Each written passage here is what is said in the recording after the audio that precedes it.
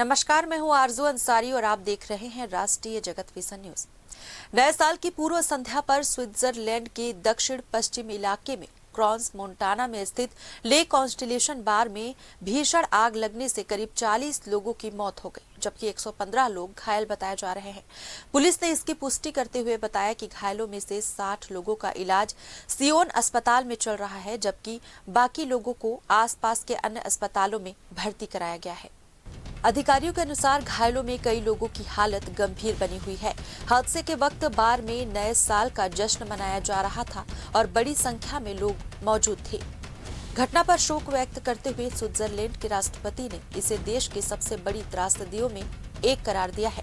राष्ट्रपति कार्यालय की ओर से जारी बयान में पीड़ितों के परिवारों के प्रति संवेदना जताई गई है। फिलहाल आग लगने के कारणों की आधिकारिक पुष्टि नहीं हो सकी है। कुछ चश्मदीदों का दावा है कि शैंपेन की बोतल पर लगी जन्मदिन की मोमबत्तियों से छत में आग लगी, जो तेजी से फैल गई। हालांकि पत्रकारों के सवाल पर अटॉर्नी जनरल बीट्रिस पिलोड ने इन दावों से इनकार करते हुए कहा कि जांच पूरी होने के बाद ही कारणों पर कुछ कहा जा सकेगा। पुलिस और अग्निशमन विभाग ने मौके पर राहत और बचाव कार्य पूरा कर लिया है, जबकि घटना की विस्तृत जांच जारी है।